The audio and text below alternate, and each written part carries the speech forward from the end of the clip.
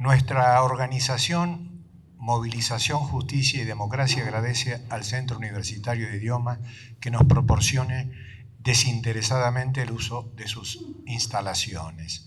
Agradece asimismo al querido compañero Jorge Rashid que nos brinda hoy su sabiduría y erudición sobre el horizonte de nuestra histórica lucha por la emancipación de los pueblos de la patria grande. El tema que abordará dictadura judicial y nueva constitución está en la tónica de nuestra organización, que nuestra organización se ha planteado. Estimular la movilización de todo el pueblo, no solo el de Buenos Aires, sino el de toda la nación, para extirpar el quiste encaramado en el Poder Judicial, uno de los mayores obstáculos para nuestra gesta emancipatoria que continúa la lucha de las generaciones que nos preceden. Y también lograr, a través de la movilización de nuestro pueblo, una convención constituyente que dicte una nueva constitución que garantice la participación del pueblo en la conducción de la patria chica con el horizonte de integrarnos aún en una patria grande. Bueno, con nosotros la palabra de Jorge Rashid. Gracias. Bueno, buenas noches, ¿cómo les va? ¿Qué dicen? ¿Se escucha bien? Ahí el micrófono anda bien también. Vamos a chequear todo, así mi voz trasciende los micrófonos. Primero, gracias por invitarme.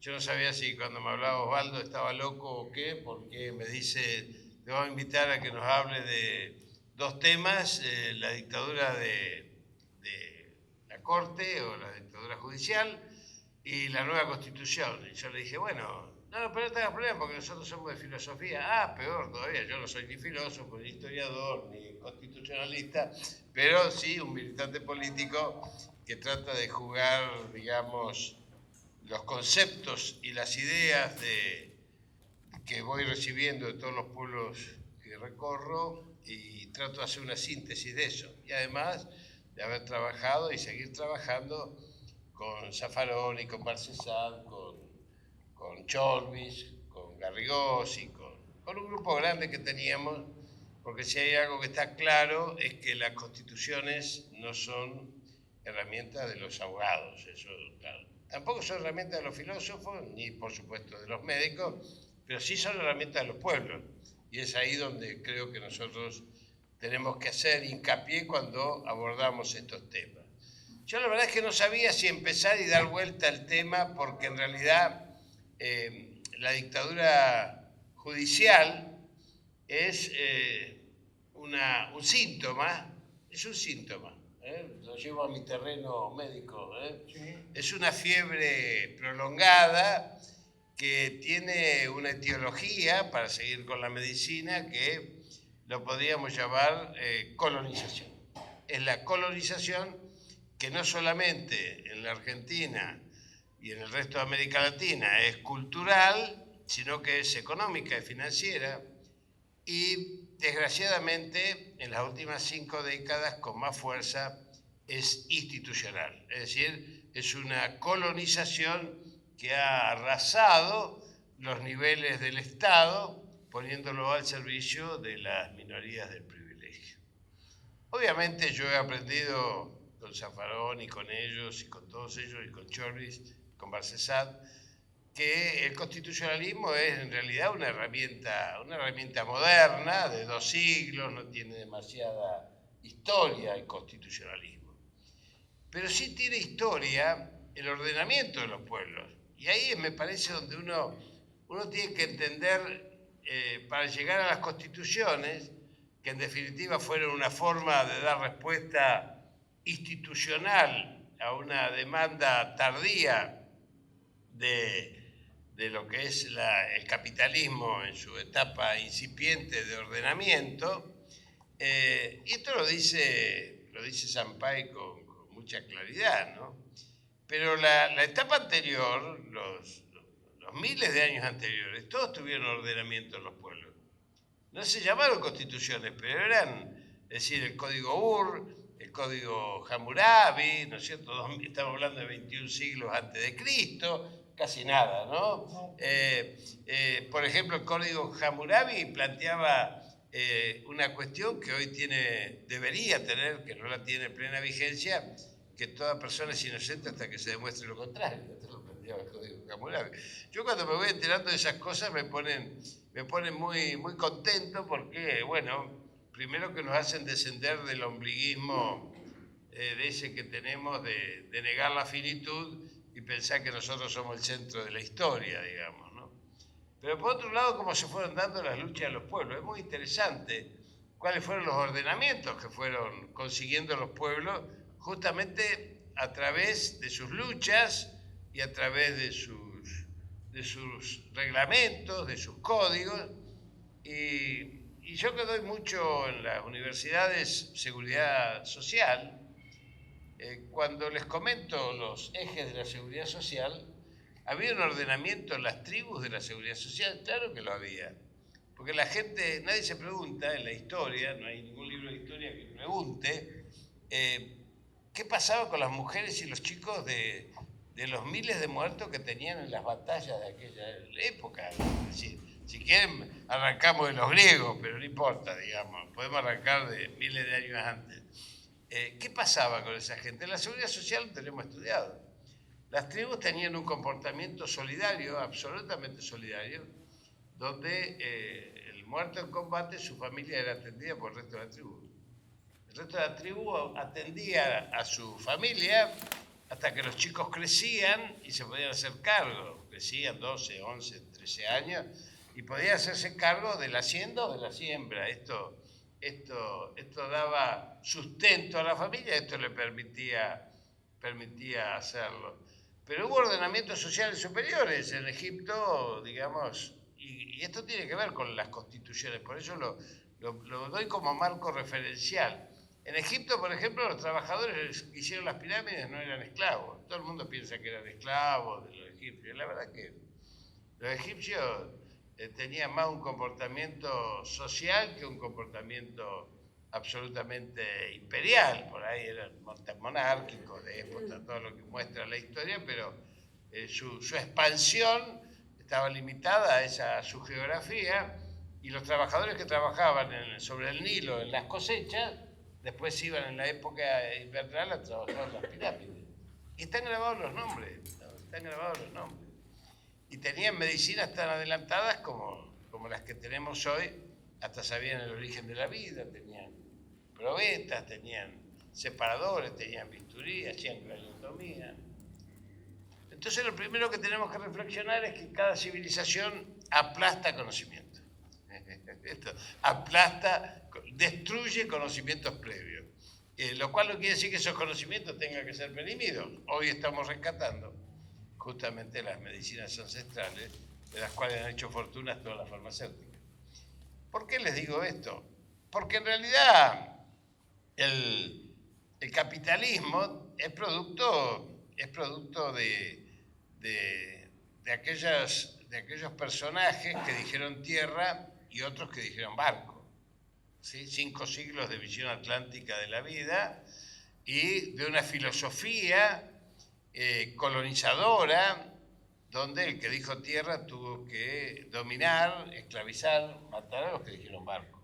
Esto se está acabando en el mundo de hoy. Por eso es tan importante que nosotros veamos dónde nos paramos con nuestra mirada en este sentido, porque esa impronta de ese proceso de colonización empezó a generar en América Latina un tema que hasta hoy lo vivimos, que son los movimientos nacionales. Cuando uno dice esto, dice, bueno, pero ¿de dónde sacás eso? Bueno, siempre hubo lucha contra el colonialismo. ¿Y quién expresa la lucha contra el colonialismo? El conjunto de los pueblos. La rebelión de Tupac Amaru era una revolución nacional que venía de la mano de su formación jesuítica, digamos. Y Tupac Atari, la revolución de Villarroel. O sea, los movimientos nacionales son anteriores, son contemporáneos y serán posteriores a todos nosotros. Si uno parte de eso, empieza a ver que esa filosofía, que es una búsqueda que todos tenemos, se asienta en una conciencia consolidada de América Latina que nosotros creíamos que no existía. los filósofos sí sabían que existía. Los pensadores del siglo XIX sabían que existía. Usted le decía a Vallejo, el mexicano, oiga, mexicano, y él le decía, yo no soy mexicano, yo soy latinoamericano. Lo digo por esto de la patria grande. Lo mismo Martí, lo mismo Artigas, la Confederación, lo mismo Ortiz, lo mismo, podemos hablar de Mariátegui, podemos hablar de Manuel Ugarte, podemos hablar de tantos pensadores del siglo XIX que nos demuestran de que la verdad es que cuando hay un instrumento como la Constitución de 1949, es un instrumento del pueblo. Y cuando hay una hegemonía de los factores de poder, los que escribieron el relato, los que escribieron la historia a partir de Caseros, hay otra hegemonía y es la Constitución de 1953. Entonces, uno sabe, lo primero que tiene que reflexionar, lo primero que tendríamos que plantearnos entre nosotros, es qué herramientas significa una Constitución. Es una disputa de poder como cualquier otra, desde Aristóteles y los griegos, que decían que ellos repetían lo de otros filósofos anteriores. Los filósofos anteriores figuran poco, Osvaldo, porque los filósofos anteriores eran egipcios y eran negros, por lo tanto no podían escribir la historia de Occidente, ¿no? Entonces esto los tapó, como tapó la historia oficial mitrista, la historia de las luchas populares de nuestro pueblo, o como tapó cada una de las historias que fueron escribiéndose en América Latina, las luchas populares de los movimientos nacionales. Y esto uno recorre, cuando uno recorre América Latina, se da cuenta que no está incorporado el concepto de movimiento nacional, porque esos conceptos de movimiento nacional y popular revolucionario latinoamericano no tuvo la perseverancia, no tuvo la continuidad y no tuvo la capacidad de generar un proceso político revolucionario que tuviese en la historia una continuidad. Y esto sí lo hizo el peronismo, ¿Y por qué? Porque es justamente un movimiento que logró de alguna manera, como lo está logrando hoy, saber de que el movimiento nacional es mucho más que el peronismo. Si fuese nada más que el peronismo, estaríamos en problemas. Entonces, fíjense ustedes que en este caso que estamos hablando de la dictadura judicial, estamos hablando de la tergiversación de un proceso que incluso hasta derrota la Constitución de 1853. Porque el mismo Alberdi planteaba que la Constitución tenía reformas y eran necesarias reformas para enhebrar los tiempos políticos de cada uno de los factores de poder que van emergiendo a lo largo de la historia con ese texto constitucional. Pero claro, hay un problema de matriz. Si la matriz es liberal, le encaja el neoliberalismo y no le encaja la revolución nacional y popular. Entonces, es ahí donde uno encuentra la disputa. Esto que decimos, la disputa, que son modelos, que son aquellos que permiten visualizar la historia, se expresa fundamentalmente después en todas las currículas, las formaciones, las escuelas primarias, las escuelas secundarias, en el relato. Entonces nuestros chicos aprenden desde hace generaciones que la civilización viene de afuera y la barbarie somos nosotros. Y ahí hasta dieron vuelta a los griegos, ¿no? Que los griegos justamente decían lo contrario, los bárbaros son los que vienen de afuera. En este marco es importante, antes de entrar de lleno en la dictadura judicial, que tengo varias cosas para decirles, que digamos el pensamiento que logró dominar a partir de la balcanización de América Latina al conjunto de los pueblos latinoamericanos, fue el pensamiento que en la Argentina se expresó con mayor fuerza, que fue la adhesión prácticamente incondicional al pensamiento eurocéntrico. Y esto me parece un tema no menor cuando después hablemos de los textos constitucionales, porque de alguna manera se refleja también cuál es el pensamiento que va formulando cada una de cada uno de los instrumentos, como en este caso la herramienta constitucional. Y ese pensamiento eurocéntrico fue combatido, fue muy combatido por los pueblos originarios, fue combatido por los pensadores, fue combatido incluso por la necesidad que tuvieron los pueblos de forjar una identidad. Y eso es lo que justamente la colonización intenta borrar, que es la identidad y la memoria de los pueblos. Si no, miren los billetes que tenemos, bueno, yo no tengo muchos, pero los billetes que tenemos reflejan esa necesidad de borrar la identidad y la memoria. Algún compañero, y perdone que baje al terreno del territorio, que es donde yo me muevo con más facilidad, y algún compañero me dijo, bueno, pero estaba Mitre y Roca en los billetes. ¿Y quién no tiene un hermano, un tío, un pariente medio degenerado? Cualquiera, ¿no es cierto? Entonces no hay que asustarse, es nuestra historia. Ahora, la ballena no es mi historia, digamos. El pajarito tampoco es mi historia, no tiene nada que ver con mi familia.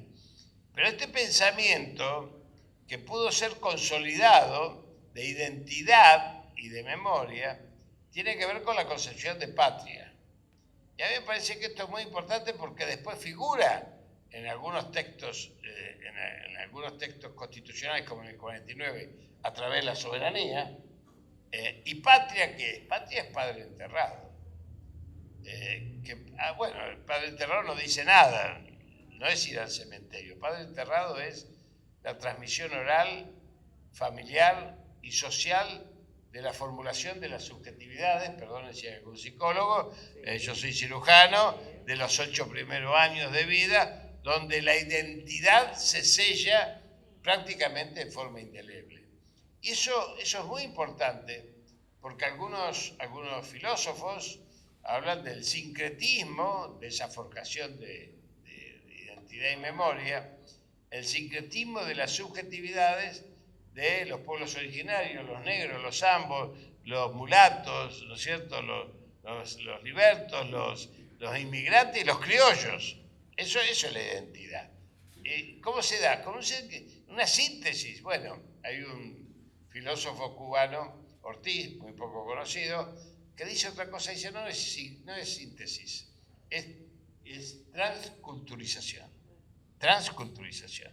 ¿Qué significa? Y pone un ejemplo muy didáctico. A mí me gustan los ejemplos didácticos, me gustan las anécdotas también.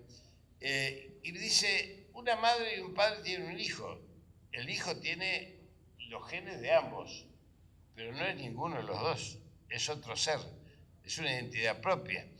Eso es lo que emerge por sí y para sí en los pueblos como identidad después de tantos años, de 500 años de dominación. Por eso, si algunos de nosotros, muchos de nosotros estábamos en la crisis del 2001, si yo les decía a ustedes, a cualquiera de ustedes, miren, quédense tranquilos que en 8 años vamos a tener una refundación de la patria grande a través de UNASUR, vos, Osvaldo, me decías, cambia el vino porque te está haciendo mal, por lo menos esa marca te está haciendo mal, digamos, ¿no? Esto es real, y sin embargo sucedió. ¿Por qué sucedió?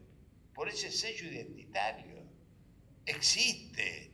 Es la conciencia colectiva de los pueblos que se expresa en los momentos que puede expresarse, no en los momentos que tiene que ir al martirologio. Los pueblos no se suicidan. Los pueblos tienen avances y retrocesos en función de esa disputa de poder y de esas relaciones de poder. Por supuesto que eso no significa justificar que no estemos promoviendo situaciones que logren el avance de esa conciencia colectiva, porque si no sería negar el pensamiento crítico, que es lo que queremos estimular a partir de estas charlas. Esta pequeña introducción, perdonen lo largo la introducción, pero me parece necesaria para saber desde dónde hablamos, porque si no, estamos hablando de herramientas o de críticas, en vez de hablar desde un lugar determinado, y ese lugar determinado que nos da hoy la historia, como decía mi maestro Florial Ferrara, decía que él hablaba, decía yo les hablo como nacionalista, peronista, socialista, latinoamericanista, revolucionario, carajo, porque sin el carajo todo lo demás es mentira, decía, ¿no? Con esa simpatía que lo caracterizaba a Florial, que fue mi maestro y mi querido amigo. Entonces, ahí nosotros vemos qué ha pasado justamente en la Argentina. Hoy tuvimos por suerte, un hermoso acto conmemorativo del 16 de junio del 55, hermoso. Primera vez que yo creo que se hace un acto tan importante, fue muy importante, con los gremios, con la CTA, con la CGT, con los movimientos sociales, con la militancia, con las personas del setentismo, con las personas, algunos mayores. Estaba el padre Bresi, por ejemplo, que era muy jovencito cuando nosotros militábamos en los años 70, que él militaba con todos los curas de Opción por los Pobres en aquella época, con Carlos Mujica, y que dio incluso unas pequeñas palabras. Y hay algo muy conmovedor, es decir, un acto como ese refleja dónde está el eje de la disputa. El enemigo nunca tiene pudor. La colonización no tiene pudor, no tiene reparo. Mata, destruye, liquida. Entonces, cuando se gobierna, digamos, los consensos siempre llevan a la fijación de las hegemonías de los privilegios, de los sectores privilegiados y la concentración de la riqueza. Entonces, el consenso es un invento del enemigo. Nosotros, al contrario, nosotros somos disruptivos, y si no somos disruptivos, somos el sistema. Y si somos el sistema, los jóvenes no van a acordar con nosotros. Esto está claro porque cuando éramos jóvenes siempre combatimos. Ahora de viejos también yo sigo combatiendo el sistema, porque este sistema es un sistema de colonización, de opresión, de culturización, y obviamente esto viene de la historia. La Constitución de 1853, que es la conjunción de un episodio que nadie recuerda demasiado, pero ustedes saben que en la historia de la humanidad, no encontramos con algunos. Yo tengo historiadores que trabajan por mí, yo no voy a trabajar de historiador, no tengo tiempo, yo milito políticamente. Pero en la historia de la humanidad me dicen, nunca hubo un general de un ejército en guerra que haya entrado a su propio país con ese ejército enemigo a voltear a su propio gobierno. Urquiza. Nunca hubo una traición de tal naturaleza, de tal magnitud. Y esto, fíjense que la historia no lo recuerda. Como no recuerda lo que conmemoramos hoy, que los chicos de la escuela primaria no saben lo que pasó en 1955. Ni siquiera lo recuerda un cuadro de la talla de Guernica, aunque tuvo una cantidad de muertos casi similar. 400 hubo en Guernica, pero en Guernica la gente estaba escondida. Hubo 400 muertos, porque era guerra. Acá no había guerra. Acá había chicos, chicas, había gente que... Bueno, hay un proceso de reparación histórica de eso y se han encontrado muchos familiares, estaban hoy en la plaza, y algunos sobrevivientes de aquella época. Fíjense lo importante de la impronta histórica para dar las luchas, para dar las batallas. Esto viene a cuento de que la Constitución de 1853 es el producto de la consolidación de una hegemonía. Esa es la hegemonía de Casero, la hegemonía de una Constitución que no se podía cambiar por 10 años, pero miren si son fluctuantes las constituciones, que en 1860 se cambió, ya se hizo la primera reforma. El mismo Alberdi se dio cuenta, porque se dio cuenta cuando la Confederación, y estando de embajador itinerante en Europa, de lo que estaba pasando con el unitarismo, el mitrismo y el puerto. Y ahí emerge la figura, sin duda, de por qué suceden esas cosas, por qué Artigas ya se había muerto 3 años antes en el exilio, después de 30 años de exilio, por qué San Martín estaba en el exilio, por qué Rosas estaba en el exilio. San Martín declaró traidor a la patria por Rivadavia, no se enseña en las escuelas. Rosas declaró traidor a la patria. Artigas declaró traidor a la patria por Posadas. Perón declaró traidor a la patria. Cristina. Parece que todos los que luchamos por el país somos traidores a la patria. Y esto es parte de la colonización. Hay que tenerlo muy presente. Esto es parte de la colonización. es como tirar la honra a los perros, digamos, cuando uno está colonizado, luchar por la libertad es tirar la honra a los perros. Pero, ¿qué pasa a partir de 1853? Esa hegemonía empieza a naturalizar la colonización de un país que pretendía hasta ese momento ser parte de un capitalismo emergente que, como el europeo, que obviamente se había beneficiado con el saqueo de América, y llega tarde, lo cual lo consolida al país como un modelo agroexportador. Y esta es la Constitución del 53. Por eso decimos que la matriz constitucional de 1853, en su parte dogmática, porque ustedes saben que las constituciones tienen una parte dogmática y una parte orgánica. La parte dogmática sigue siendo la misma de 1853. Hoy, peor aún, porque después vamos a hablar de la de 1994. Esta colonización, este proceso que logra revertir en 1949 Perón, que lo logra revertir con incorporaciones de derechos.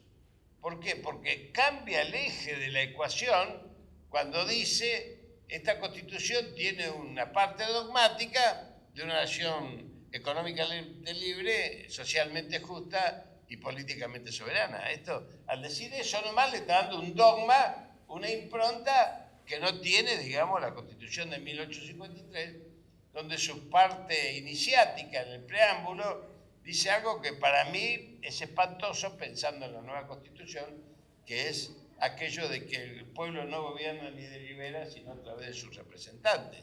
¿Cómo el pueblo no libera? No gobierna ni delibera. Si el pueblo no gobierna ni delibera, estamos en el horno, perdonen lo poco académico de mi expresión, pero estamos acá entre militantes políticos, no estamos entre personas que vienen a hacer un curso de historia constitucional, porque no estaría yo hablando, estaría gente que sabe obviamente de este tema.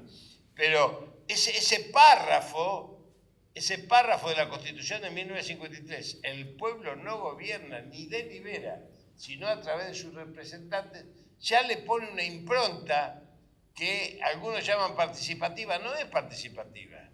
A lo sumo será, en el mejor de los casos, con una democracia plena, representativa, pero no es participativa. Y es ahí donde se produce lo que yo planteo que es el esquema más profundo de transformación social, económica y política de la Argentina en la década de Perón, porque cuando el peronismo asume, lo primero que le presenta al pueblo con mucha fuerza no es la Constitución del 49. Primero le presenta en 1946 el instrumento de la respuesta económica social de lo que iba a ser. Los gobiernos duraban 6 años. Es el primer plan quinquenal. Plan quinquenal. Y fíjense que esto en el 46 plantea un plan quinquenal que recién los chinos empiezan en 1950-51 y hoy van por el 15º plan quinquenal consecutivo. Hay una pequeña diferencia entre los chinos y Argentina, ¿no? Digo, bueno, a nosotros al primer y medio plan quinquenal sucedió lo del 16 de junio, después los fusilamientos, después la persecución en los 30.000, todo aquello que sufrimos. Ya nos pusieron un sello a los peronistas que trabajamos de dos cosas los peronistas, esto lo digo para la Cámara, de dos cosas trabajamos siempre los peronistas, de despedidos y de presos, así que eso siempre fue una constante igual que otros luchadores sociales de otras tendencias políticas, todo aquel que se opone, como se opusieron otros compañeros combatientes de otro lado, a este proceso de destrucción institucional del país, no por nada, este Perón que pone el primer plan quinquenal sobre la mesa, lo pone en aquellos libros que yo me acuerdo en unos libros, yo no sé si vos lo viste, Osvaldo, los libros. Bueno, mi vieja lo usaba para aplastar el matambre, porque eran libros terribles, así de gruesos, que después salió la edición de 1950, pues, destinada a conmemorar el año de mi libertador. Entonces el pueblo estaba informado de lo que se iba a hacer en las cárceles, lo que se iba a hacer en educación, en salud. Había una correlación de concientización que iba haciendo. Iba desmontando algo que estaba naturalizado en la población argentina, que era la falta de derechos. Cuando las generaciones vienen naciendo sin derechos, no saben lo que son los derechos. Si el esclavo nace esclavo, no sabe lo que es la libertad, porque se crea en un ambiente donde la esclavitud es la normalidad. Bueno, este primer plan quinquenal abre los derechos o abre la cabeza de, por ejemplo, aquello que tenía que ver con la impronta que le da Carrillo a la medicina social, donde le cambia el eje a todos los médicos, nos cambia el eje a todos, yo no era médico todavía, pero les cambia el eje donde le dice, miren, acá no es la enfermedad lo que hay que tratar, acá lo que hay que tratar es fortalecer la salud. Digamos, estos cambios son cambios estructurales. Fíjense que nosotros, y nos han derrotado en eso, por eso hablo de un país hoy colonizado.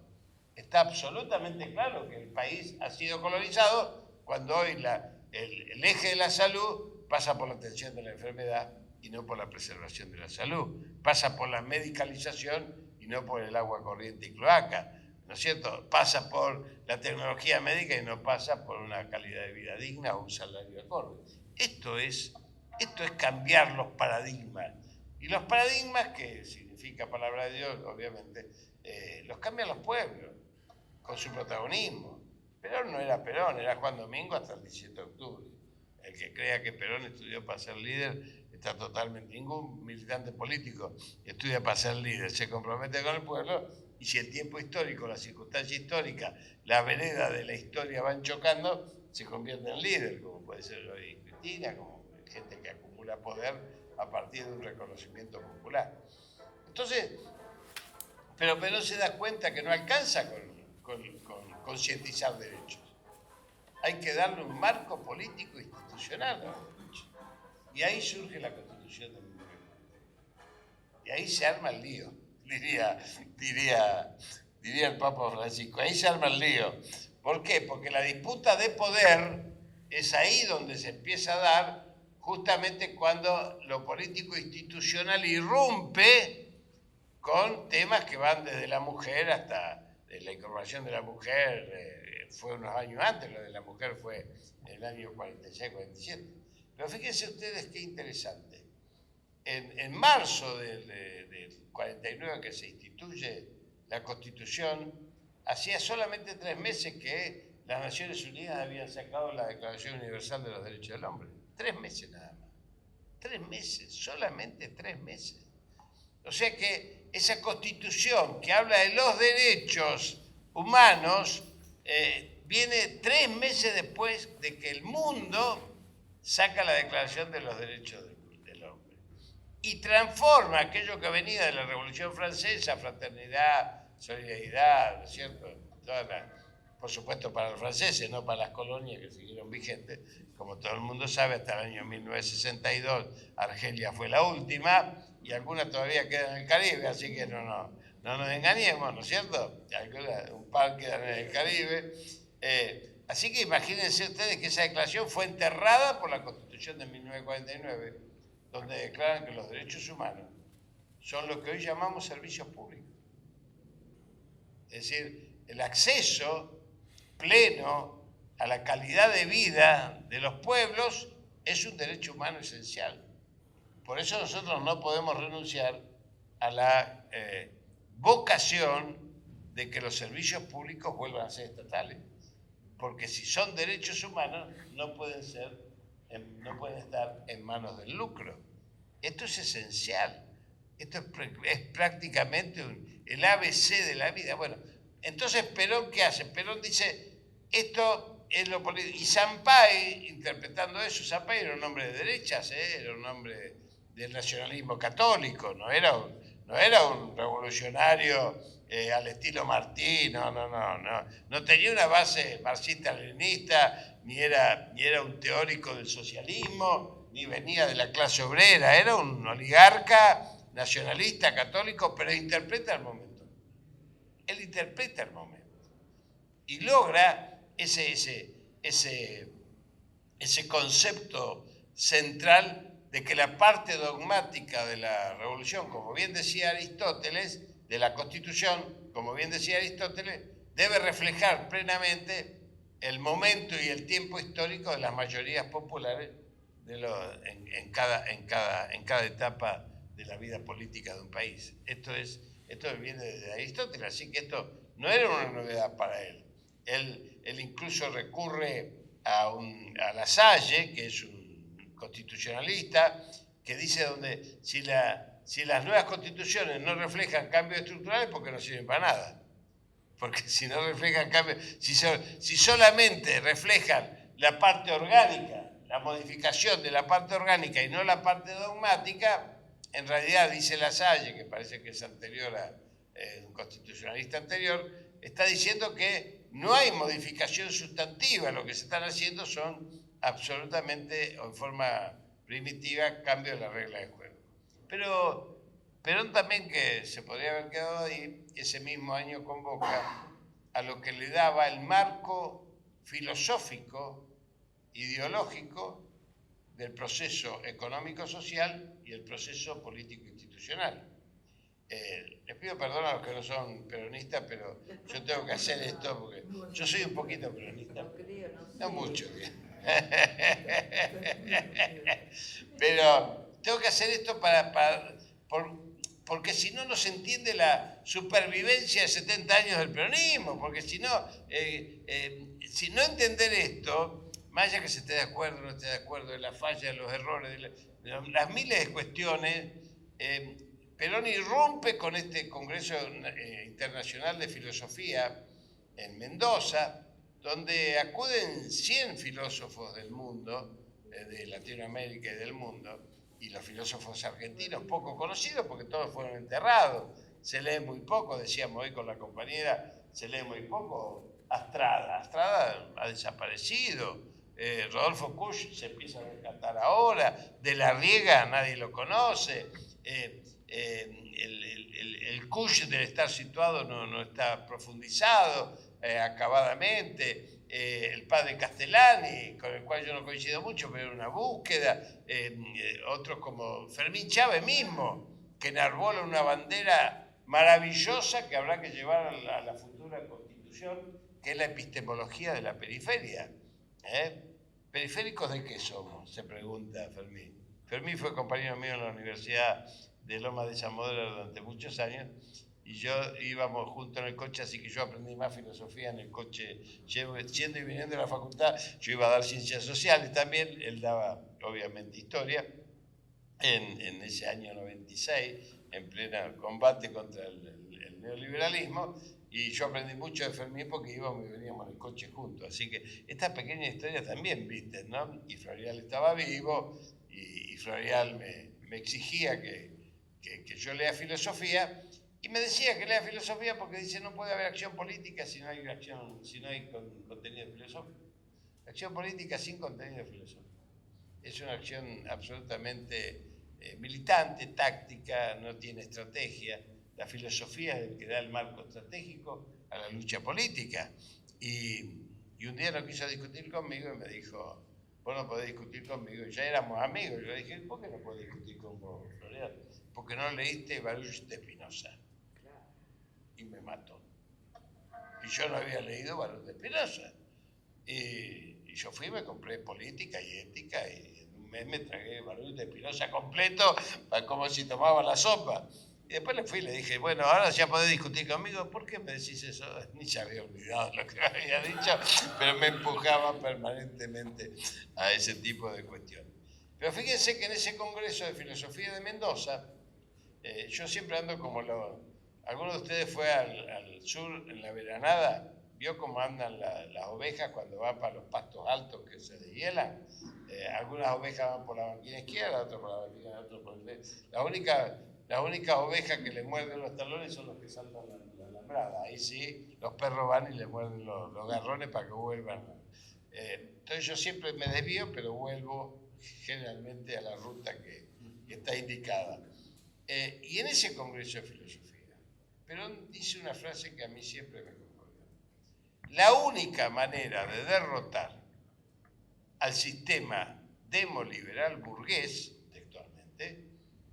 textual es esto de la comunidad organizada, es que el poder popular organizado, la comunidad organizada, ya lo llama él en su discurso, tenga una participación plena en las decisiones del gobierno en la vida cotidiana, porque el poder demoliberal burgués, insiste, nos llama cada 2 años a votar un menú que no conocemos ni hicimos y después nos transforma en testigos de la historia. Mientras tanto, dice, vuelvo a repetirlo, dice Perón, el poder hace lo que quiere. El poder popular instituido constitucionalmente es aquel que brinda la herramienta, y esto es uno de los ejes de discusión de la nueva constitución que vamos a hablar después. O tiene poder popular y tiene herramientas para que ese poder popular se exprese y que no sea un poder popular pasivo con interregnos de 2 años, donde no tiene herramientas para modificar y profundizar los rumbos del gobierno, o realmente la Constitución no es una herramienta de los pueblos, sino que es una herramienta de cientificista de los juristas. Y esto es lo que no puede suceder a futuro. O sea que estos 3 elementos que conforman, digamos, el pensamiento de esa época, es lo que hace pétrea la persistencia, diríamos, la persistencia esta que decía John William Cook, ¿no? El hecho maldito del país burgués, digamos, ¿no? Es decir, la persistencia atrevida del campo nacional y popular en la Argentina con eje del peronismo.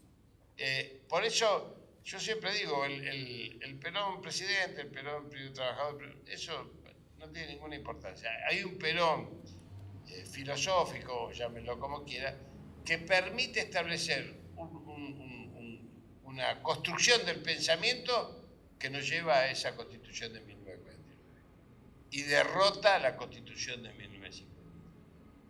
Es la construcción del pensamiento. Es decir, hay una disrupción del pensamiento, de la construcción del pensamiento econométrico, eurocéntrico, a una construcción de pensamiento latinoamericano, criollo, moreno, profundo, que construye a través de ¿qué? A través justamente de esa síntesis o esa transculturización, que es justamente reincorporar como eje de construcción de los modelos sociales solidarios, y esto es la comunidad organizada, la posibilidad o el eje de construcción de ese modelo al hombre y la naturaleza. Y esto es lo que está planteando Francisco hoy. Fíjense ustedes, esto es el modelo biocéntrico. Y esto tiene que ver, por eso les digo, yo voy y vengo, ¿no? Pueden leer Laudato Si, que es un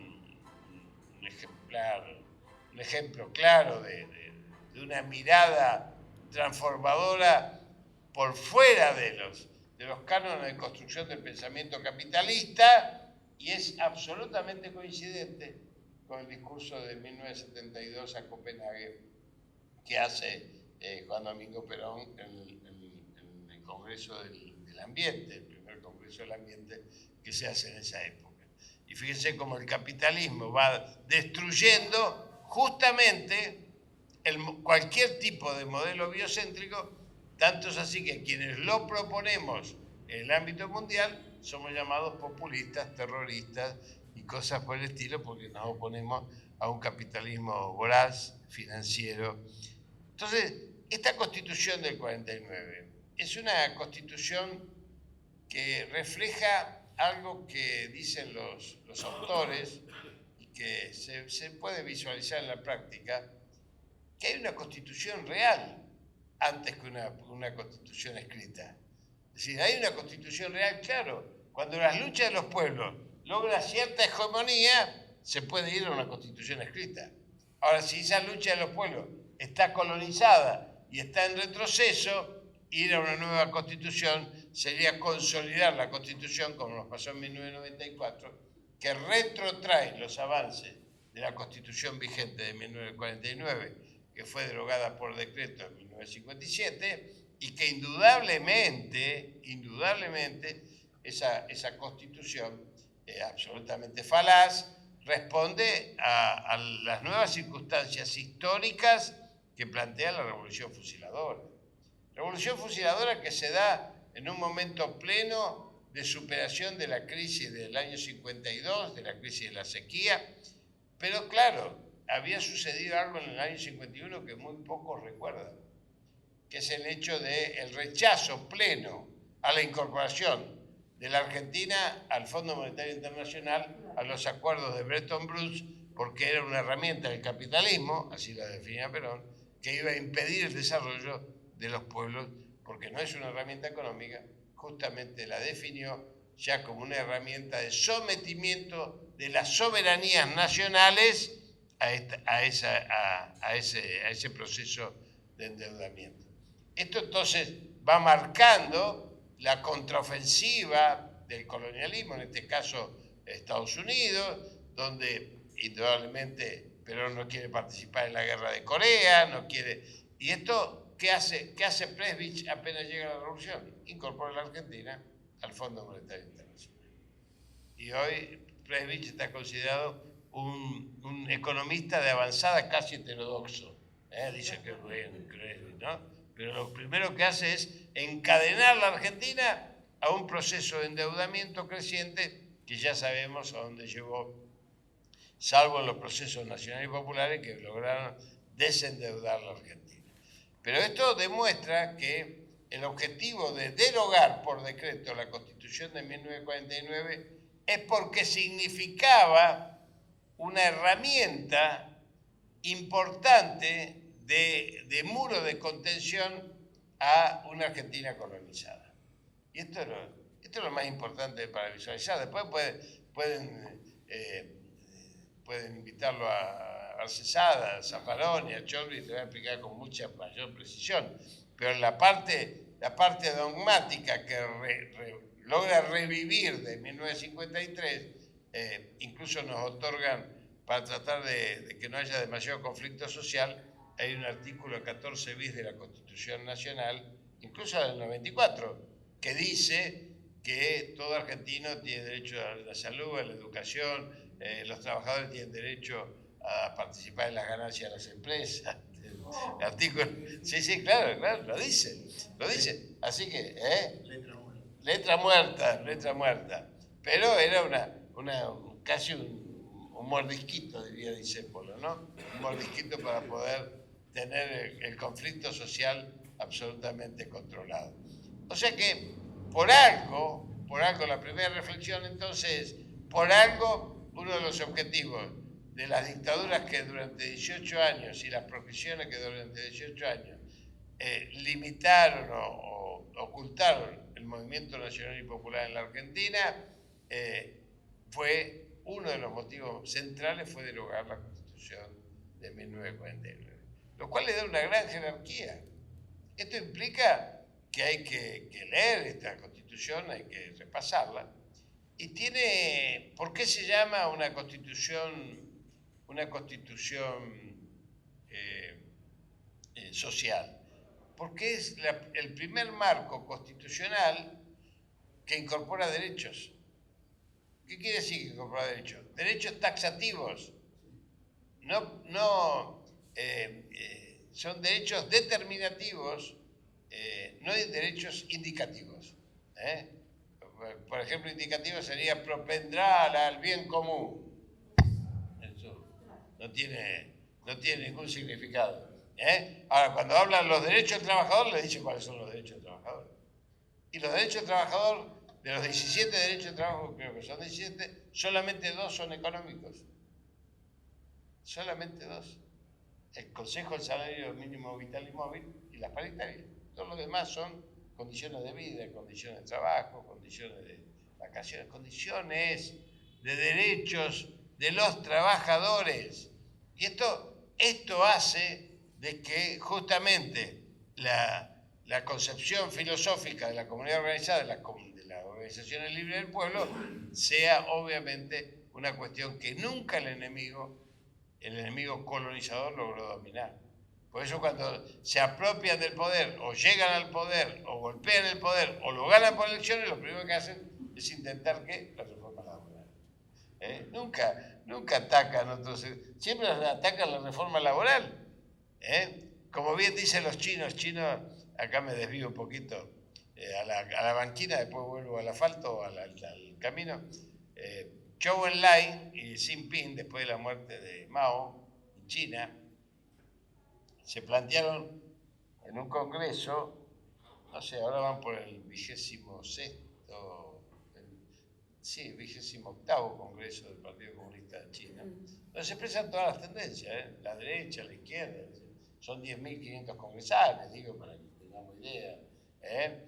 La ultraizquierda la constituye el maoísmo, así que fíjense cómo está, digamos, esto hoy.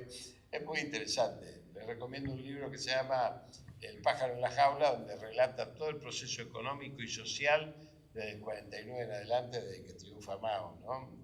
No se consigue en la Argentina, se consigue por internet. A mí me gusta dar libros, me gusta dar lectura de este tipo, porque en realidad ahí Zhou Enlai y Xi Jinping, no el de aquel entonces, dicen, ¿cuál es la fortaleza del capitalismo?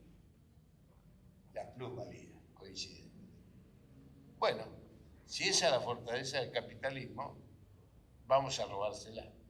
Y empieza el proceso de deslocalización de las grandes multinacionales por los costos de mano de obra que los chinos empiezan a colocar en función de sus acuerdos comerciales con las grandes empresas, y esto produce una cuestión sumamente alarmante en los Estados Unidos, porque no solamente se van las empresas, sino que esto produce también una desocupación que tiene que darle respuestas desde otro punto de vista.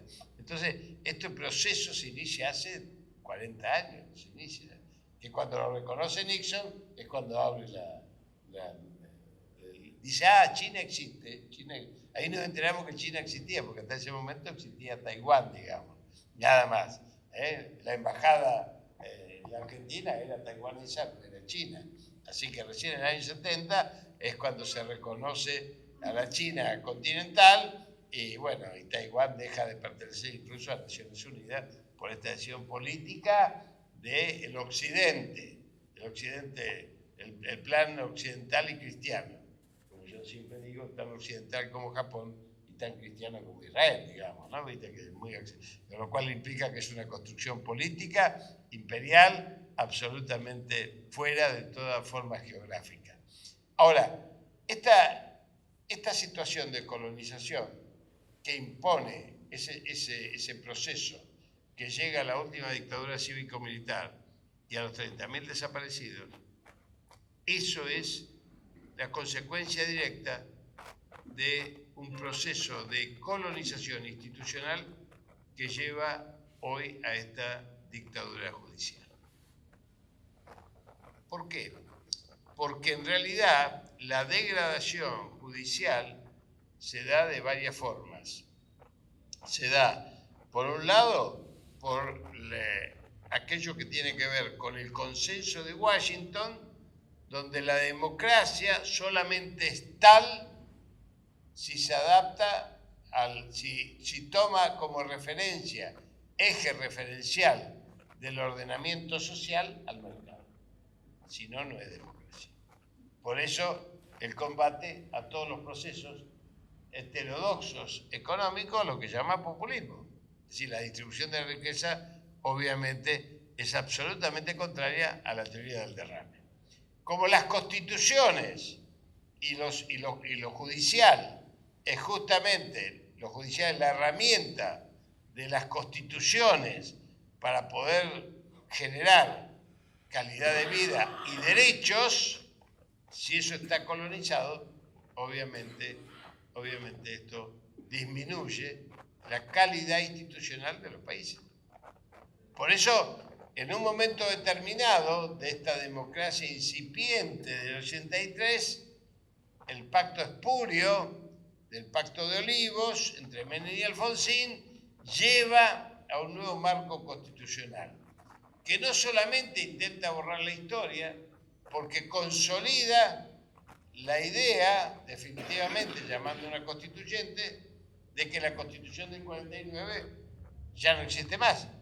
¿Por qué? Porque como había sido, incluso hay una teoría en el derecho que creo que se llama la hipótesis del árbol envenenado, una cosa así, ¿no? Cuando la raíz es incorrecta, es decir, si fue derogada incorrectamente tiene vigencia.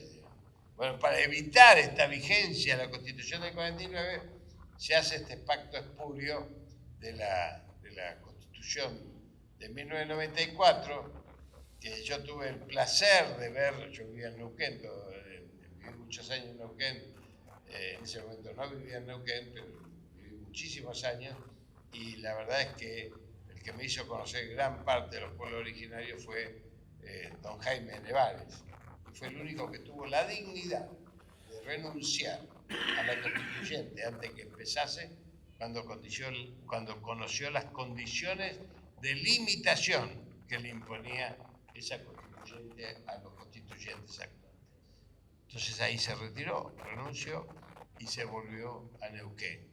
Esto implica cuáles son los conceptos centrales que tienen que ver con tener o no tener debilidades ideológicas.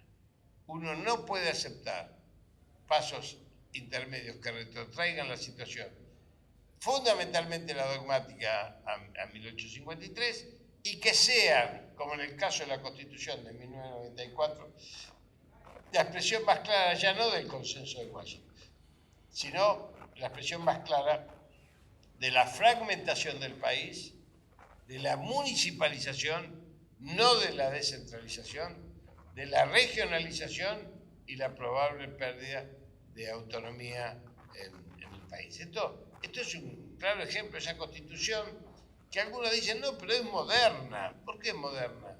Y porque incorpora todos los acuerdos internacionales. Sí, la verdad que en el caso de la niñez, de la UNESCO, nos va fenómeno. Pero incorpora otros también. Incorpora otros acuerdos internacionales que no nos hacen nada bien, en especial aquellos que tienen que ver con la fragmentación del país y con aquello que tiene que ver con la enajenación de los recursos naturales.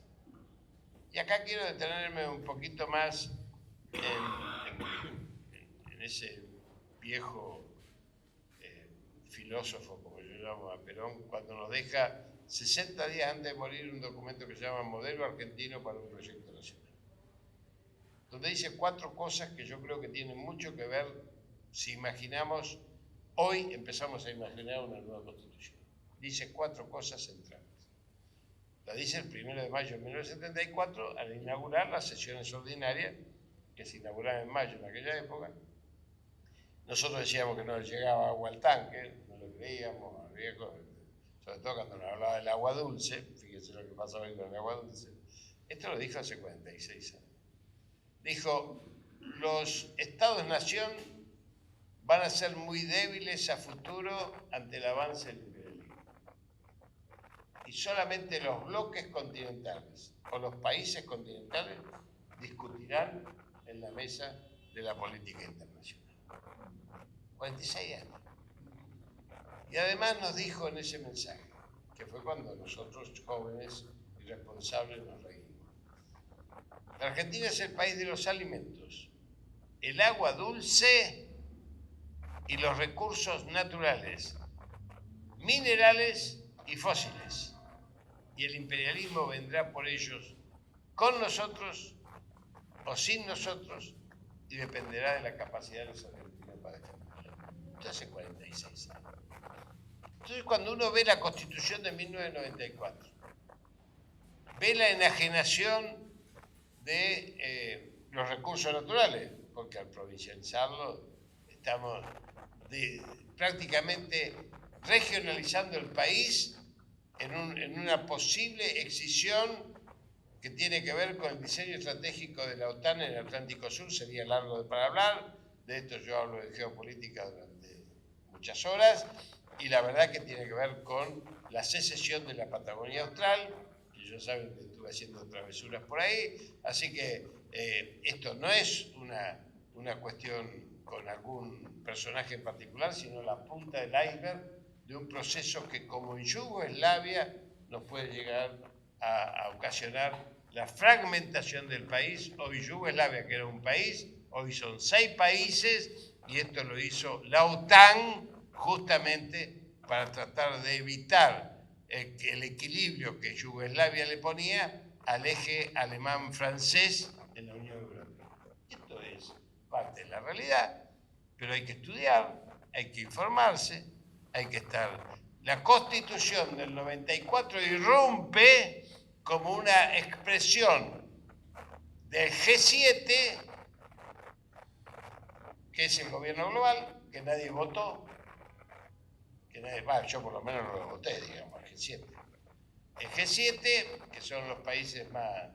Era el G8, pero ahora le echaron a Rusia, así que no es cierto, pero la verdad que llegó a ser G8, pero parece que no le gustó el embarazo del G8, se lo sacaron de encima, y el G7 tiene entonces un parlamento que no sirve para nada, que son Naciones Unidas, que dice que las Malvinas son argentinas, y todo el mundo lo dice cada año, lo repite, vota. Dice que Palestina tiene que tener un gobierno, vota, nunca Palestina tuvo un gobierno. Dice ese parlamento cosas como que las deudas soberanas tienen que ser refinanciadas en función de los intereses de los pueblos y no en función de los cánones de los... Bueno, pero el parlamento no es de la bolilla, tiene un Ministerio de Economía, se llama Fondo Monetario Internacional, tiene un Ministerio de Desarrollo Social, se llama Banco Mundial, que es el que maneja todos los planes en salud, en educación y previsionales en la Argentina. Fue la reforma de los 90, estuvo ahí con las AFJP, las ART, el Seguro Nacional de Salud. Les podría hablar mucho de estos temas que tienen que ver con la financiarización de la economía. Tiene un ministerio una Secretaría de Comercio, la Organización Mundial de Comercio. Tiene un tribunal para juzgar a los negros, a nosotros, a los morochos, a los latinos, a los negros, y a los africanos y a los asiáticos, que se llama Tribunal de la Haya. Nunca van a... Pese a que Obama y Bush juntaron 2,5 millones de muertos y 4,5 millones de desplazados, lo digo en cámara, así cuando se pasa ya saben. O sea que la colonización no es una colonización solamente argentina, es una colonización del mundo, de extorsión, de apriete y de hipocresía política internacional. En función de esto, esta Constitución de 1994 se establece para eso. Es una Constitución que llevaba incluso a algo que propone después ese personaje Cavallo en Ecuador cuando propone la dolarización de la economía, que es lo mismo que está proponiendo hoy. Fíjense ustedes, si yo tuviese que dar un panorama rápido, internacional, antes de entrar en la dictadura judicial, en las próximas 4 horas, diría, el mundo viene girando hacia el oriente, no desde ahora, pero la pandemia lo puso en evidencia. La pandemia puso en evidencia la crisis civilizatoria, la crisis moral, como dice el Papa, y este giro del mundo hacia el oriente. Y digo crisis moral porque el mundo naturalizó la muerte por hambre de 24.000 personas por día, de los cuales 8.000 son niños.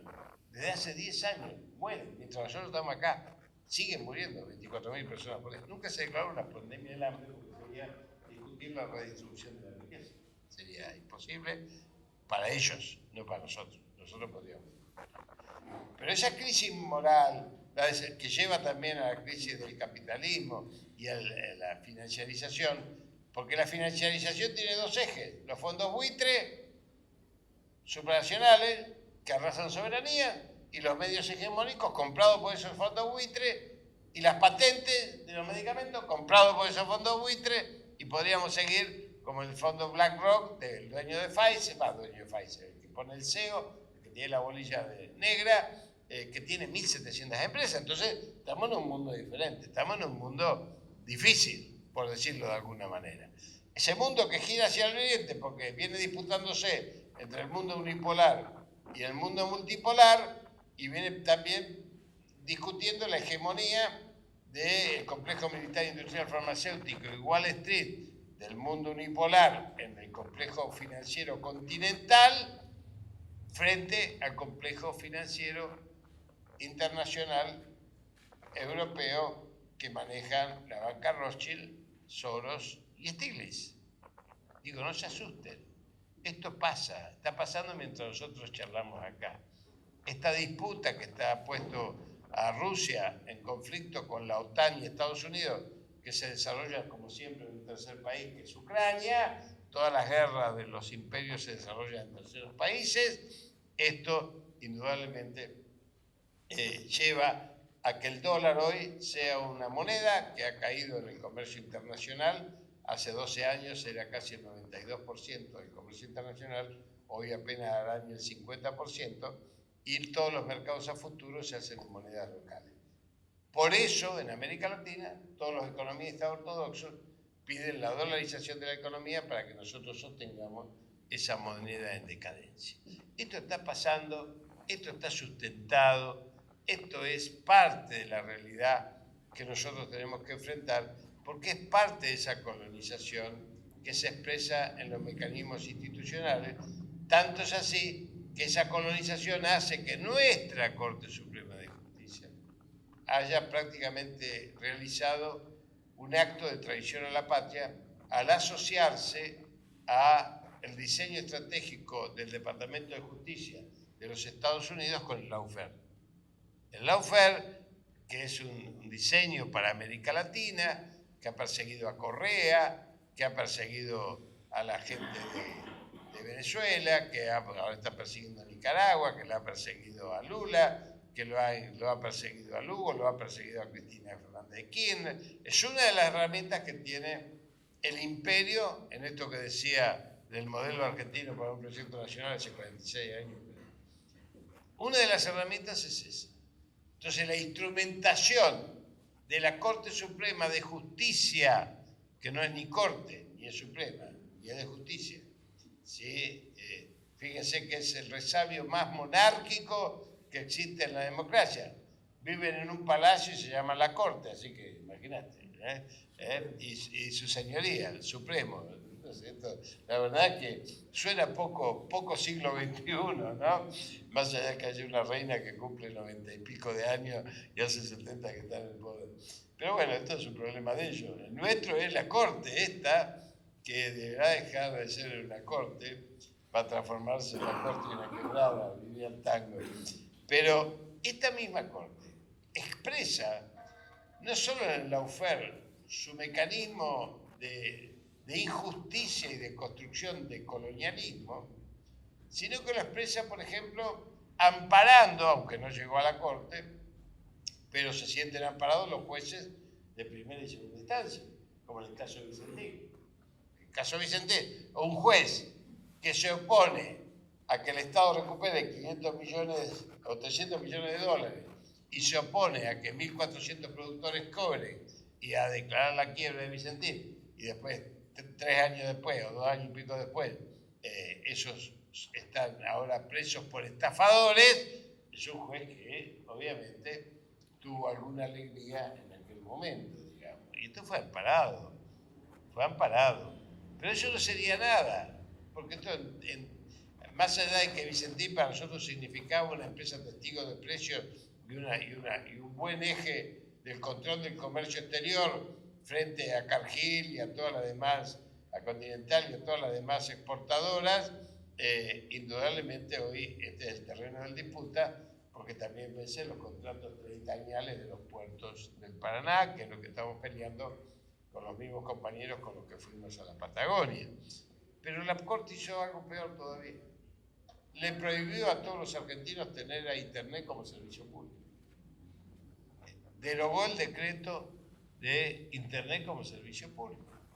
O sea, le impidió al Ejecutivo el real ejercicio de su poder de legislar y le impidió a 45 millones de argentinos tener Internet, o sea, el acceso al conocimiento como servicio público.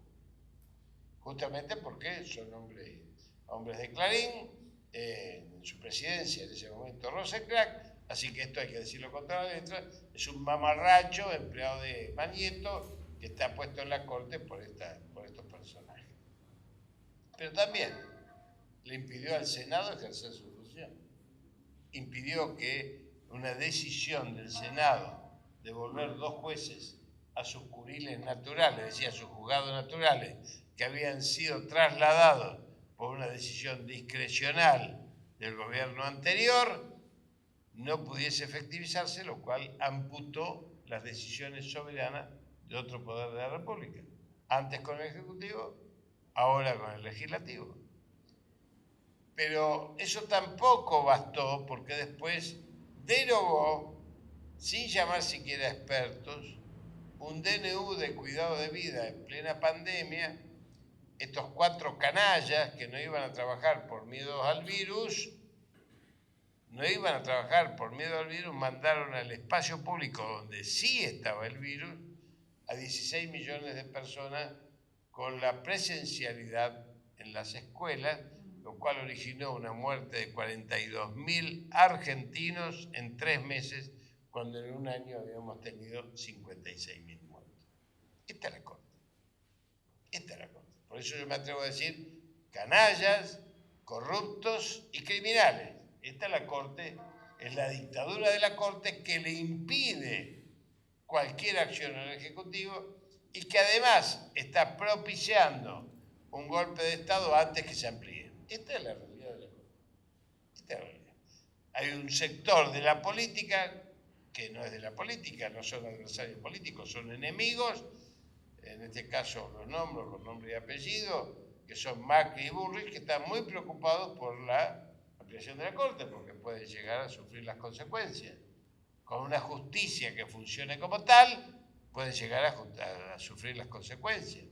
Y si se amplía la Corte, deja de existir prácticamente el noviazgo o el matrimonio permanente de Comodoro Pi con los servicios de informaciones. Y esto me parece un dato central. Por eso, estos son los que propician el golpe rápido, a diferencia de la Embajada de Estados Unidos, a IAEA, los sectores empresarios más poderosos, liderados por Magneto, Techín, Globo, Papetel y Rogio, y Pagani, que plantean que mejor desgastemos al gobierno, así pierde las elecciones en el 2023, y para eso usan esos medios que dejaron de ser de comunicación para ser factores de poder, como son Infobae, Clarín y La Nación. Esta es la situación, esta es la radiografía de la situación. Ahora, cuando nos planteamos eso, decimos, ¿cuáles son los mecanismos de salida? Bueno, uno lo dijo Osvaldo cuando me presentó. No hay otro mecanismo de salida que la movilización popular. Es el único que cambia la ecuación del poder se da en la movilización popular. Si no, nunca hubiésemos podido tirar atrás el 2x1. Y lo tiramos atrás. El pueblo argentino lo tiró atrás. O sea, el pueblo argentino sigue escribiendo la historia. Entonces, los ejes de una nueva constitución, ¿por dónde pasan? Y con esto voy terminando, para así podemos charlar, porque si no, yo me apropio del micrófono, la verdad que no. Hace mucho frío también afuera. Los ejes, primero, las constituciones, insisto, no son herramientas de los juristas. Los juristas pueden dar la escritura de los conceptos que tengan que debatirse en el pueblo. No hay constitución que pueda ser una constitución que tenga que ver con un marco de hegemonía de las necesidades y los derechos del pueblo si no participa el pueblo plenamente. O sea que lo primero es un debate intenso en el seno del pueblo, escuchar, anotar, poner, colocar, y realmente que esa expresión termine de ser una expresión justamente que tenga solamente una cuestión científica, jurídica, de constitucionalistas eméritos. Esto lo demuestra la política. Los países que mejor resistieron los últimos tiempos de Latinoamérica, cuando el consenso de Washington, cuando el lawfare, cuando se empoderaron nuevamente la contraofensiva imperial, con el Grupo de Lima y la destrucción del UNASUR, donde estábamos construyendo 3 herramientas centrales. Yo no sé si ustedes lo saben, pero en el UNASUR habíamos propuesto ya construir mejor dicho, volver a producir medicamentos esenciales, es decir, materias primas, que hasta los años 70 las producíamos. Yo estoy involucrado en el tema de producción pública de medicamentos, que es lo que más hice en los últimos 15 a 20 años. Y el ISAG, que es el Instituto de Salud que teníamos en UNASUR, los presidentes aprobaron en Lima en 2013 volver a producir medicamentos que en los años 70 los Chicago Boys, los Cavallo Boys, los Macri Boys dijeron que no teníamos escala para poder producir. Claro, bueno, entonces nosotros le dimos del Ministerio de Defensa escala para 600 millones latinoamericanos. Esto se estaba produciendo.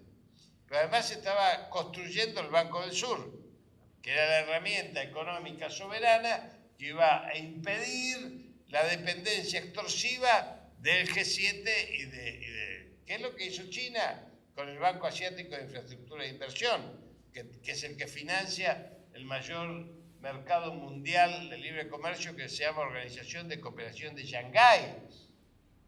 Y nadie lo conoce y son 2/3 de la humanidad, porque acá como no se informa nada. El Banco Asiático de Infraestructura e Inversión lo tenía para el 2027, lo adelantaron para el 2014 ante la crisis de Lehman Brothers y la crisis de las hipotecas subprime. Entonces dijeron, el yuan que queríamos poner en el 2027, pongámoslo ahora porque las monedas se van a caer. Y efectivamente el yuan ya es una de las monedas de intercambio más fuertes del mundo junto con la libra, el dólar. Y por eso todos los países están haciendo intercambio con el yuan en monedas locales. Esto demuestra cuántos países hay en ese Banco de Infraestructura. Empezó con 22, hoy son 112. ¿Quiénes están? Inglaterra. Ah, mira vos, está Inglaterra. Está Francia, está Italia, está Nueva Zelanda, está Australia. La respuesta a eso por parte de Estados Unidos es la alianza AUKUS con Gran Bretaña y con Australia para volver a intentar controlar el mar de la China con 8 submarinos nucleares y plantarse en la Antártida a partir de nuevas bases en la Antártida que van a ser los australianos. Esta es la disputa, este es el Atlántico Sur, esto es lo que está hoy en juego. Todos los días se modifica el panorama y acá nadie se entera de nada y por eso yo me dedico a dar charlas, que es algo, por lo menos abrir la cabeza, buscar. ¿Hay fuente de información? Sí hay fuente de información. Hay que tener tiempo, hay que buscarla y hay que meterse en ese tema. Pero esto venía a cuento de que indudablemente lo que está pasando en el mundo nos impacta de tal manera de que nosotros tenemos que preservar en un nuevo texto constitucional, cuando tengamos capacidad en los próximos años, después de ganar el 2023, que lo vamos a ganar, obviamente lo vamos a ganar porque el Frente de Todos, que no sé cómo se va a llamar, si se va a llamar Frente de Todos de otra manera, pero necesitamos una herramienta electoral del Movimiento Nacional y Popular, ¿correcto? ¿Tenemos que ampliarlo? Sí, tenemos que ampliarlo. ¿Y por dónde lo ampliamos? Por derecha y por izquierda. Cuando digo por derecha, todo el mundo dice, ay, se pone así, empieza a...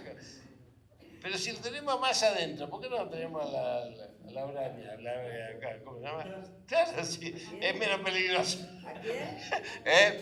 Al economista, ¿cómo se llama? El que tiene el padre del que está en el INDEC. La Braña me llama así porque la Braña se llama el hermano de Fabio que estuvo tocando ahí con el hijo de Fabio, me quedó Sí. La Baña es menos peligroso que, ¿o no? Sí. Y el peronismo este que se llama federal es menos peligroso. Entonces aprendamos de Cristina, que algo sabe de esto. Cristina yo creo que es una de las 10 mejores políticas del mundo hoy, en su visión estratégica, en su visión geopolítica, su visión internacional, en el devenir del mundo y su visión latinoamericanista, no me cabe la menor duda. Pero no totaliza. Por eso tuvo que armar un frente. Si totalizase, no hubiesen tenido que armar un frente. ¿Sí? Si ellos hubiesen totalizado, hubiese sido la candidata. Arma un frente incluso con gente que la criticaba. Bueno, parece que nosotros, las bases, somos más dogmáticos que Cristina, que entonces si te dejas conducir, te dejas conducir. Bueno, hay que ampliar por derecha, hay que ampliar por izquierda con todos los socialismos sueltos. Habría que tener operaciones sobre la UCR. Pero esto, bueno, ¿qué digo con esto? institucionalizar el frente es necesario. ¿O acaso alguien piensa que Tabaré y Mujica eran lo mismo? No eran lo mismo, ¿no? Bien. Y sin embargo, manejaron el país en el Frente Amplio durante 20 y pico de años. ¿Cuántos años? No me acuerdo cuántos, pero más de 20 años. ¿Más de 20 años? 15 años, bueno. Pero eso es un periodo. Institucionalizaron un movimiento nacional y popular que no había existido en Uruguay, que tuvo como cabeza un general que yo conocía, Liber Seregni, y que fue un hombre maravilloso y que se jugó todo. Entonces, bueno, esto tenemos que saberlo. Nosotros tenemos que lograr esa comunidad en el 2023 para poder, de acá hasta el 2023, yo digo, y aunque a algunos no les guste, yo soy en este sentido, juego la ficha después que me critiquen, no tengo problema, pero en este año y medio nosotros tenemos que lograr tranquilidad y paz entre los argentinos. Tenemos que vencer la inflación, tenemos que distribuir la riqueza, tenemos que por lo menos empatarle los salarios y las jubilaciones al pueblo, tenemos que darle de comer al pueblo, tenemos que frenar los precios, pero tenemos que, ¿para qué? Para ganar el 2023. Para ganar el 2023 y empezar un proceso de decolonial, como dice Teotonio dos Santos. Proceso decolonial. Nosotros necesitamos un proceso de descolonización. Y eso lo puede llevar a un proceso de una nueva constitución que, insisto, y lo desarrollo ahora para terminar, 3 ejes. Un eje que es absolutamente institucional. Hay que trabajar profundamente en el seno del pueblo para ver cuáles son las herramientas institucionales que debemos cambiar estructuralmente. Porque no puede ser que 12 años de gobierno en donde el pueblo fue feliz, en 4 años lo barrieron como espuma de aerosol. Entonces, señal de que no cambiamos estructuralmente. Yo les decía, Venezuela, Ecuador y Bolivia, que son los países que mejor resistieron si no fuese por la traición de Lenín Moreno, cambiaron su constitución. ¿Por qué? Porque los procesos constitucionales son más difíciles de derribar y nosotros necesitamos entonces un cambio estructural en la construcción del Estado para que el Estado vuelva a estar al servicio de las mayorías populares y no que esté. Esto significa fijar ejes determinativos, no indicativos, en salud, en educación. Yo quiero que en la nueva Constitución figure la obligatoriedad de las 19 vacunas, por ejemplo, desde mi ámbito. ¿Sí? Quiero fijar de que hay una sola salud pública en la Argentina, que tiene diferentes formas de gestión. Hay salud pública de gestión estatal, salud pública de gestión solidaria y salud pública de gestión privada. Pero la de gestión privada es salud pública, porque si no, no puede funcionar. Y de esa manera hay que desplazar los sectores financiadores de la financiarización de la economía, que son aquellos que juegan en la timba financiera y se dicen prestadores de salud. Y después tienen los mismos prestadores de salud que tienen la obra social y se llevan el descreme. Esto es parte de lo que tenemos que tener para fijar en un eje institucional un segundo eje, que es cómo fijamos constitucionalmente los derechos de los argentinos y cómo protegemos todo aquello que tiene que ver con nuestros recursos naturales, con nuestra soberanía, incorporando aquello que el enemigo ha tratado de destruir, que es la idea de la Argentina bicontinental. La Argentina bicontinental hasta desaparición de los mapas. Lo dijo el otro día Alberto en la cumbre, por Malvinas, pero también desapareció de los mapas infantiles la Antártida nuestra. Por eso vienen los australianos a través de la OTAN. Esto está sucediendo, esto es una disputa. Entonces los recursos naturales de la Argentina, ¿saben dónde está el centro de la Argentina? En la Argentina bicontinental, al norte de las Islas Sandwich. Miren lo que será la extensión de la Argentina que supera la Argentina continental. La Argentina bicontinental tiene su centro, no ya en Río Cuarto, como dicen algunos, sino al norte de las Islas Sandwich. Ahí está el centro de la Argentina bicontinental, el que está explotando la OTAN, a través de Inglaterra, con la plataforma continental, la que preserva los pasos interoceánicos, es un proceso militar, pero también económico, porque por ahí pasan los barcos que llevan mercadería no santa, porque por el canal de Suez y el canal de Panamá se hace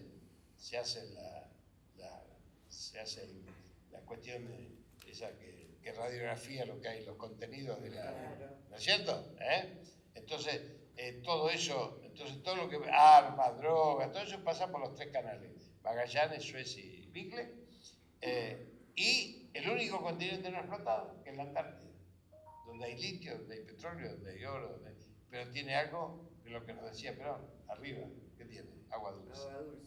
Tanto así que los árabes están planteando, los árabes saudíes, llevarse bloques arrastrándolo hasta Arabia Saudita de 16 a 20 kilómetros, porque ya sacaron el cálculo de cuánto se pierde en el camino. Entonces, este es el segundo tema. Primer tema, institucional. Segundo tema, preservación de los recursos y derechos. Y tercer tema, entonces, lo que para mí es más importante de todo, que constitucionalmente figure el empoderamiento del poder popular organizado, de aquello que tenga que ver con las organizaciones libres del pueblo, que pueda actuar en cualquier momento de la vida institucional argentina y que pueda modificar los rumbos, fundamentalmente aquellos rumbos que tienen que ver con, que hacen a la pérdida de soberanía, a la pérdida de derechos, a las persecuciones, a los derechos humanos, y que el pueblo tenga esa participación efectiva, no ya ni representativa ni electoral, sino una participación efectiva en forma de poder popular empoderado constitucionalmente. Hacia ahí nos gustaría ir, hacia ahí tenemos que trabajar para ir, y hacia ahí queremos debatir con todos ustedes como lo estamos haciendo hasta hoy. Bueno.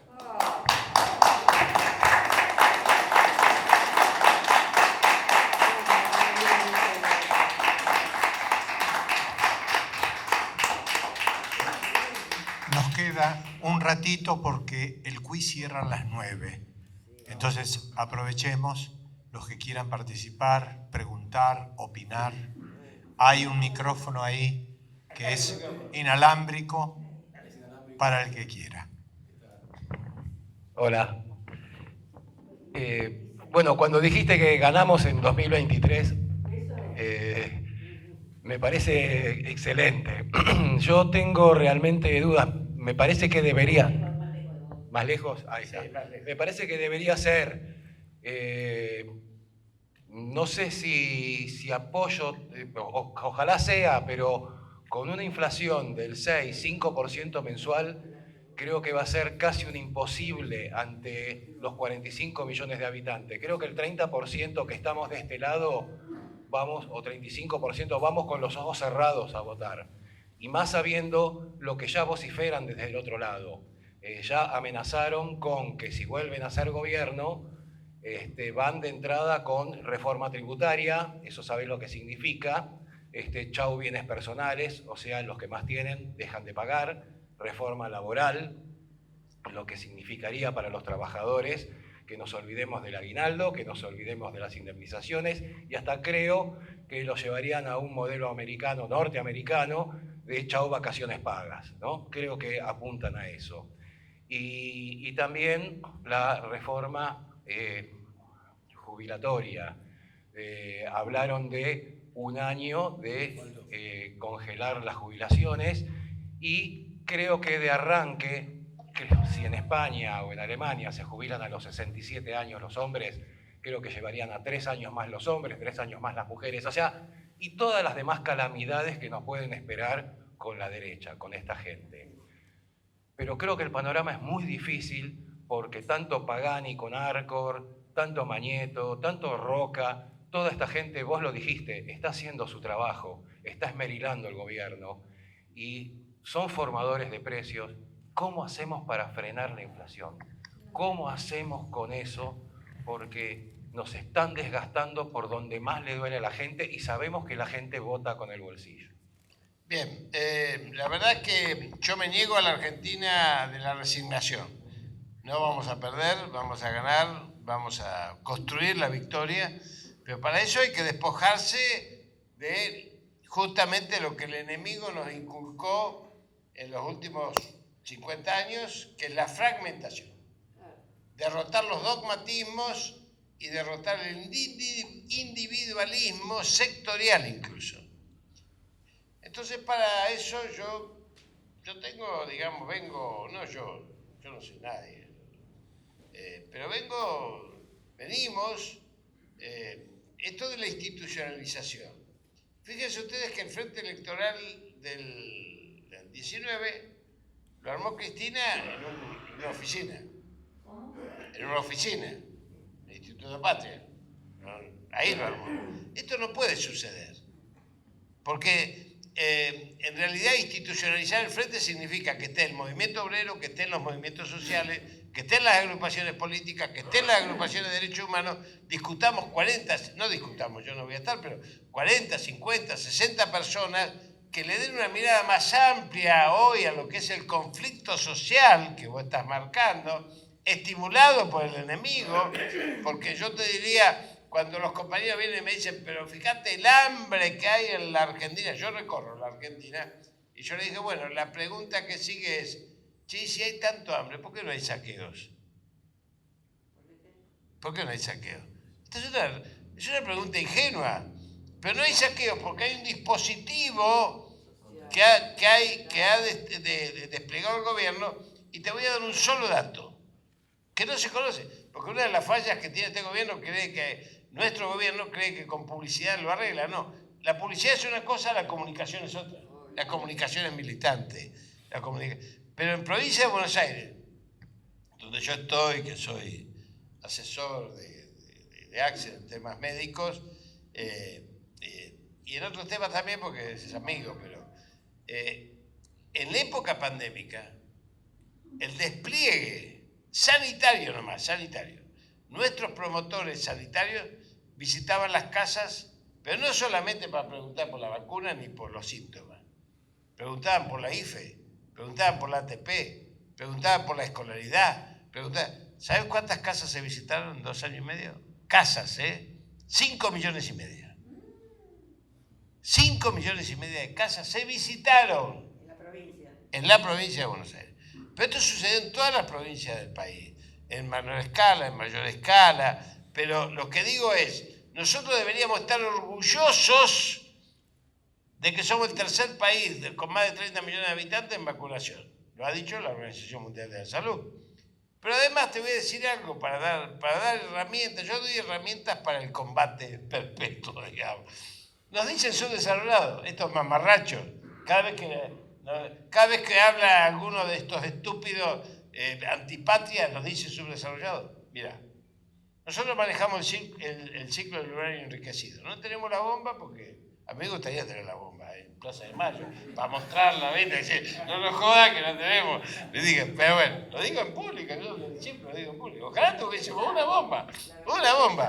Y claro, una bomba. Pero inventamos el reactor de baja intensidad CALEM, que estamos exportando, competimos con Estados Unidos, por eso Estados Unidos nos quiere aplastar porque ellos todavía no lo tienen terminado.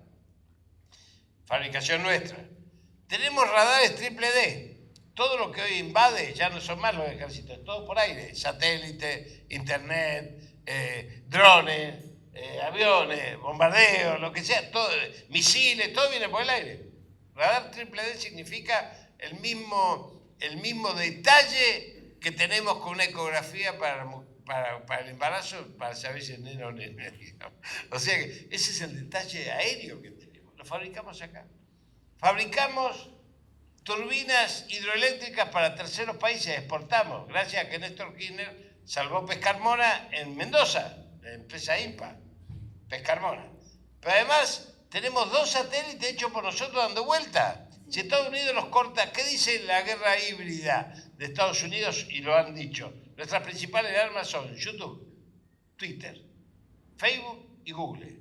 Y si mañana te cortan, nosotros tenemos 2 satélites propios y tenemos otros 2 para mandar. Y tenemos un vector tronador que ya tiene 50 kilómetros de alcance. Cuando llegue a los 80, 100, dicen, podemos poner en órbita sin depender de terceros países. Estamos en eso. Y además fabricamos medicamentos y vacunas. ¿Sabes para qué te digo todo esto? Porque si vos tomás de los 202 países del mundo, ¿cuántos países tienen todo este combo? 15. Y nos dicen subdesarrollados.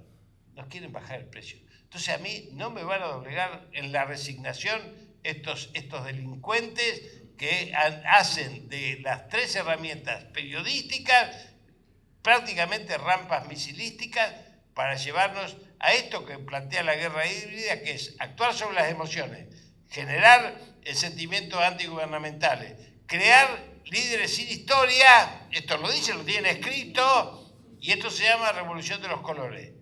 Y la otra, si falla en esto, que es todavía pacífica, los servicios de informaciones para llegar a la guerra de cuarta generación. Esta es la guerra híbrida que la denunció Ramón Carrillo en 3 charlas en la Escuela Superior de Guerra que se llamaron La Guerra Psicológica, en un libro que yo tuve el honor de prologar y que está a la venta y lo pueden buscar por internet. La Guerra Psicológica, las 3 charlas de Ramón Carrillo en el año 50 anticipaba que la principal arma de los ejércitos del mundo iba a ser la guerra psicológica. La batalla cultural. Pero ahora, ¿el gobierno qué hace? ¿Por qué no mejora la comunicación? Usted que está cerca de Kicillof, ellos no lo saben. ¿Por qué no lo hacen? ¿Por qué no hace cadenas? ¿Cuál es el Yo le diría que... Porque pareciera como que no tienen intenciones de volver a ser elegidos. En realidad lo que sucede es que hagamos un análisis, diga, ¿hay un psicoanalista acá? Hay varios. Hay varios, ¿no? Acá estamos todos colonizados. Cuando yo voy, por ejemplo, a algunos lados, siempre le digo, hablan, entonces viene la Cámpora, viene Colina, viene Vista, viene el CGT, viene el CTA, y uno se da cuenta ahí que todos tenemos algo de neoliberal adentro porque son muchos años de penetración cultural. Entonces, primero, no estamos despojados nosotros de eso. Segundo, el individualismo es vertebral al consumo. Bueno, ahí tenemos la otra pata. O sea que nosotros fijamos nuestro eje económico en el consumismo y esto hace justamente una derrota en nuestra concepción solidaria de la sociedad. O sea que cuando yo lo veo, primero no lo veo con angustia, lo veo como algo a resolver. Me parece que la pandemia sirvió, la pandemia recuperó 2 elementos centrales que derrotaron al neoliberalismo. El Estado como ordenador social desplazando al mercado, las políticas públicas, y la solidaridad social compartida ante un destino incierto, ante una muerte probable, frente al individualismo egoísta. No será en todos, pero esto de la comunicación que usted dice, lo estamos charlando, pero también es cierto de que en todo el mundo se cuecen habas, decían así las abuelas, ¿no? Se cuecen habas. Yo, por ejemplo, la televisión ya no me llama más, porque empecé a hablar de la Embajada de Estados Unidos, aún en nuestros propios canales. A mí me gusta más ir a los canales enemigos, le digo, a mí me encanta eso. Bueno, pero también es verdad que... Pero hay un mecanismo que yo llamo el electoralismo que hablamos en la Constitución para cambiarlo, ha llevado a que, por ejemplo, en muchos sectores lo que se discute son las posiciones electorales, no las posiciones políticas. Nosotros que estamos proponiendo, el marco de unidad del Movimiento Nacional Popular en la Argentina tiene que darse en el marco estratégico. ¿Qué es lo que vamos a hacer? Nueva Constitución, servicios públicos nacionalizados, el Río Paraná, libertad a los presos, modificación de la justicia. Pero esto es así. Por eso le digo, esto todo el mundo tiene que saber. ¿Por qué? Porque todo el mundo está jugando fichas. Y cuando uno tiene poder, como tienen algunos muchachos, juegan fichas de acuerdo a algún grado de especulación, que no siempre es personal y no está mal, y a mí no me preocupa, siempre y cuando podamos construir acuerdos estratégicos.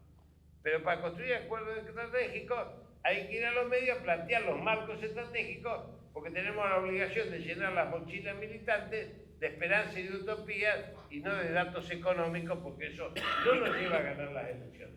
Esto sí estoy convencido. Pero bueno, ahí el compañero quería decir algo y me parece que le dimos lugar a las damas. Nos tenemos que ir, Vicente. A mí me pareció muy importante la mención que usted hizo a la cuestión china, porque hace, digamos, a esta cuestión, a mi juicio, de lo que es, digamos, ampliar un poco, digamos, la base de sustentación de un proyecto nacional y popular. Por ejemplo, todo el mundo dice, ay, qué suerte, a ver si sale Lula, y nadie dice, ¿por qué Lula lo tiene a Knin de vicepresidente? ¿No es cierto?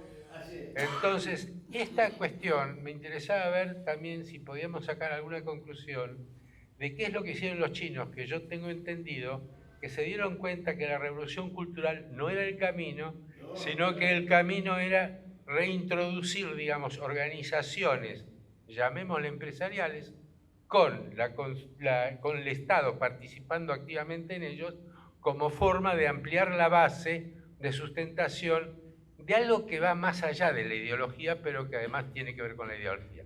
Gracias. Conseguí el libro del pájaro en la jaula, te lo recomiendo. Pájaro. El pájaro en la jaula. En la jaula. De Giordano, es solamente europeo, nos tenemos que ir.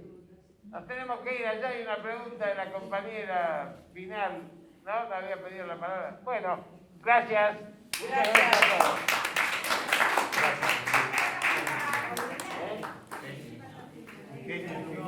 Vos sos un atrevido invitarme a mí. Vos sos un atrevido a hablar de cosas que no sé.